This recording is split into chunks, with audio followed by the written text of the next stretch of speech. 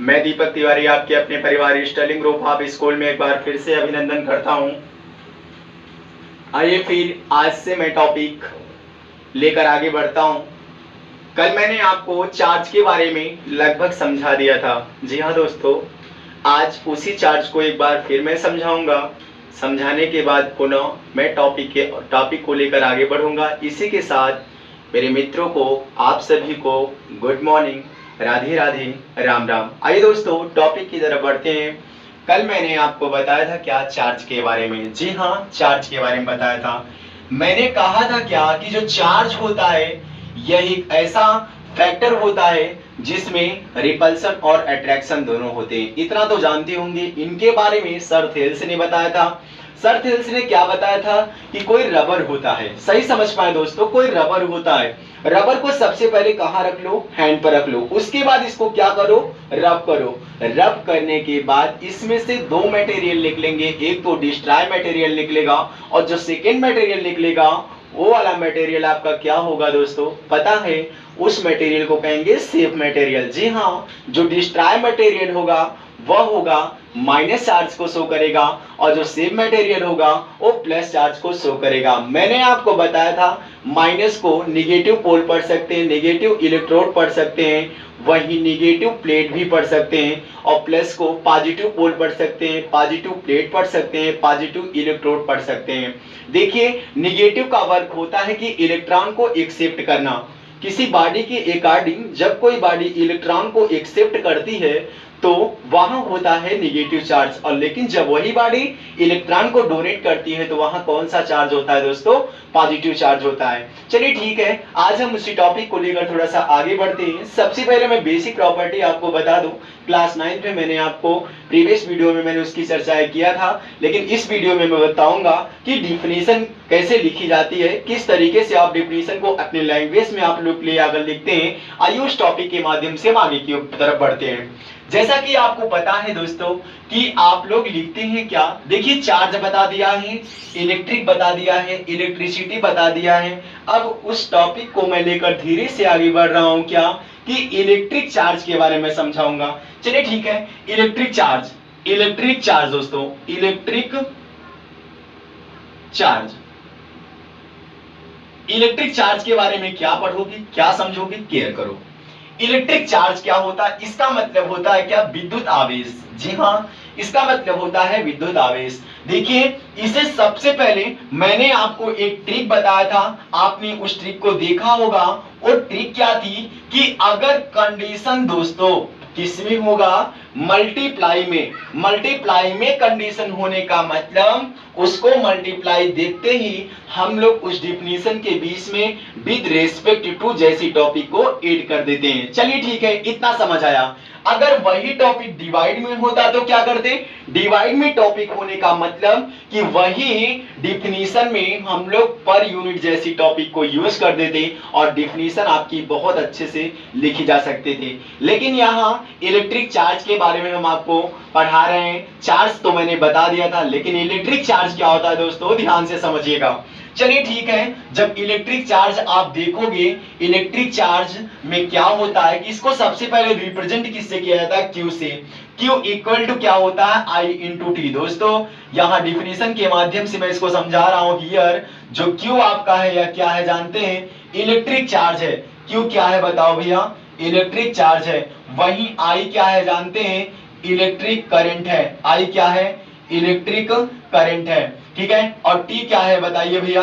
उस वायर में करंट को फ्लो कराने में लगा टाइम है। आइए एक बार फिर से टॉपिक को समझाते हैं। मैंने आपको समझाया था कल, कोई अच्छी बेस्ट और सबसे सुंदर टॉपिक मैंने आपको बताया था क्या कि क्या होते हैं कंडक्टर, क्या होते हैं इंसुलेटर और क्या होते हैं सेमी कंडक्टर। कंडक्टर का मतलब जिसमें करंट का फ्लो इजीली से होता है। ऐसे मतलब ऐसा जो वायर होता है जिसमें करंट का फ्लो सिंपली तरीके से फ्लो करा दिया जाता है तो आल्सो नोन एज उसमें क्या होता है? आपका कंडक्टर होता है। वहीं कंडक्टर का मैंने एग्जांपल आपको समझाया था। इतना बड़ा सा व्हाइट बोर्ड है आपके पास। व्हाइट बोर्ड अगर सपोज करो आयरन का बना है तो कोई कंडक्टर का वायर, जिस कंडक्टर के वायर में करंट फ्लो हो रहा होता है, उसके प्लस और माइनस को लेकर कहीं भी किसी भी जगह अगर टच करा देंगे तो पूरे व्हाइट बोर्ड में मैं समझता हूं करंट आसानी से फ्लो हो जाएगा। इट मींस यह best example of iron for conductor, conductor के लिए जो आयरन होता है एक अच्छा उदाहरण हो सकता है। दूसरी टॉपिक इंसुलेटर मैंने बताया था।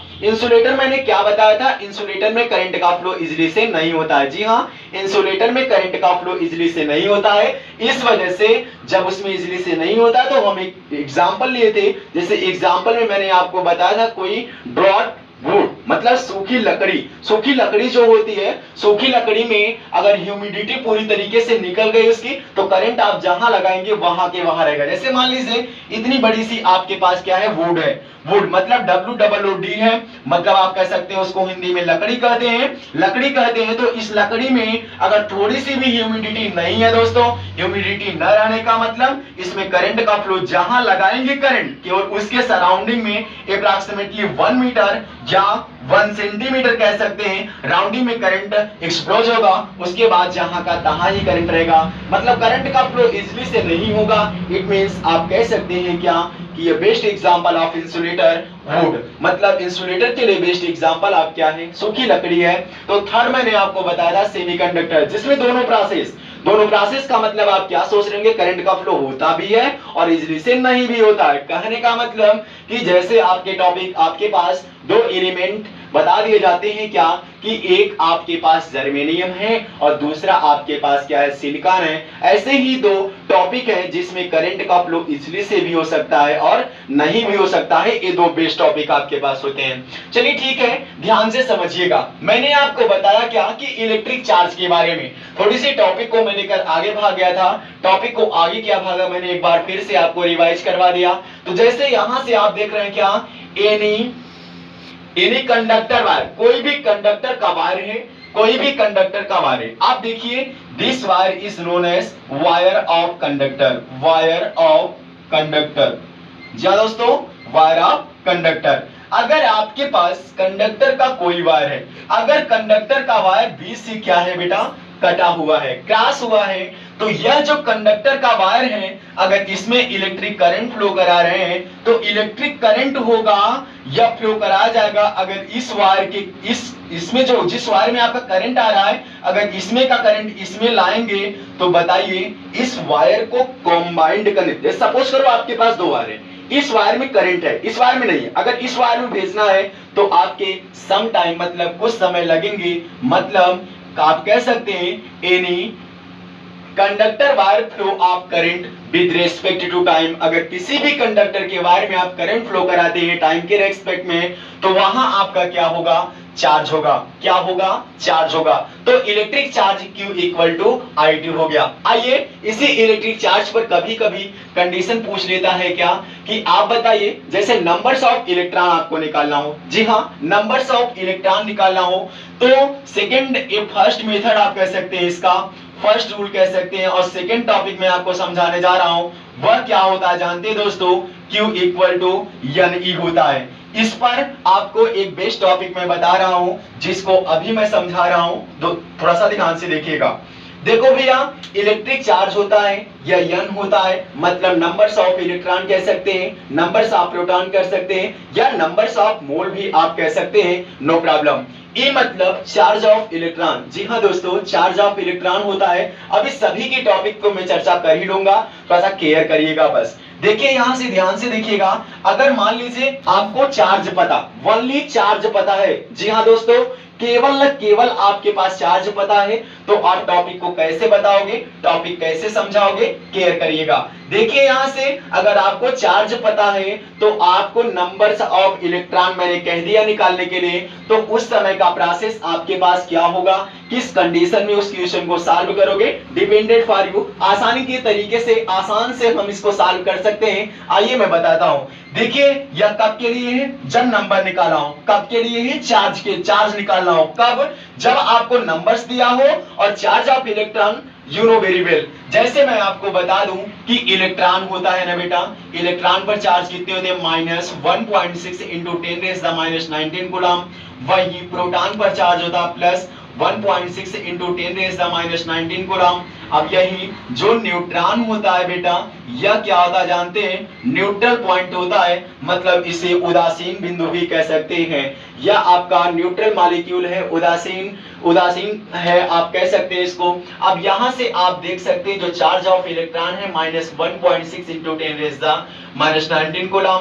ये चार्ज ऑफ प्रोटॉन है प्लस 1.6 इंटू 10⁻⁻19 कूलम। आप देख सकते हैं दोनों के चार्ज सेम हैं, बट डिफरेंट इसमें क्या है, यह माइनस में और यह क्या है बताओ भैया प्लस। वह न्यूट्रॉन के टॉपिक पे थोड़ा सा केयर करिएगा। जब न्यूट्रॉन देखोगे, न्यूट्रॉन किस तरीके से लेकर आपको आगे जाएगा, यह जो होगा उदासीन कण होगा, कैसे होगा, किस कंडीशन पे होगा, वो चीज मैंने बताया। ये बेस्ट टॉपिक है आपको समझने के लिए, आप लोग इसको मेहनत करके समझेंगे तो बहुत मजा आएगा। दोस्तों ध्यान से देखिएगा, थोड़ा सा आगे की तरफ हम लोग बढ़ते हैं। अब देखिए, अगर नंबर्स ऑफ इलेक्ट्रॉन निकालना हो, जैसे मैं आपको समझा दूं कि इतनी सारी चीजें आप लोग नोट कर लीजिएगा, मैं आगे बढ़ रहा हूं। देखिए ध्यान से, अगर मान लो Q इक्वल टू NE और Q इक्वल टू IT दोनों पर एग्जाम्पल बता रहा हूं।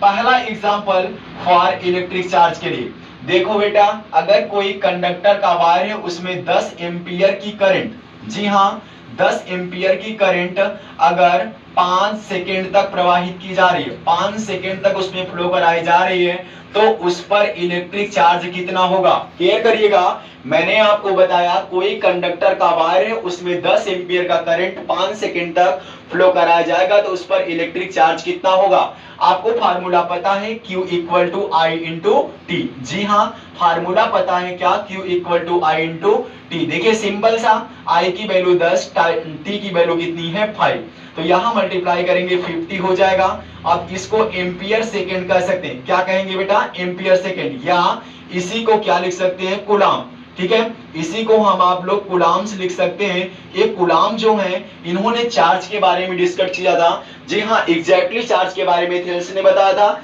जो कूलाम जी थे, कूलाम ने अलग अलग चार्ज के पार्टिकलों के बारे में अध्ययन कराया था। आइए टॉपिक को लेकर आगे बढ़ते हैं।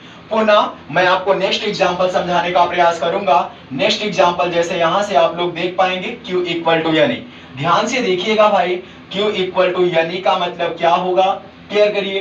अब अगर मान लो मैंने कहा कि आपको Q इक्वल टू 1 कूलाम बताया, कितना दिया है Q इक्वल टू 1 कूलाम, तो आपको नंबर्स ऑफ इलेक्ट्रॉन निकालना है। तो आप संशय में पड़ जाएंगे, सर E की वैल्यू नहीं है। हाँ बेटा, मैंने आपको E की वैल्यू बताया है, P की वैल्यू बताया है, केयर करिएगा। जब यहां से ध्यान से देखोगे Q इक्वल टू NE, तो N की वैल्यू निकालने के लिए तुरंत Q अपान कितना कर लेंगे, E कर लेंगे, केयर है।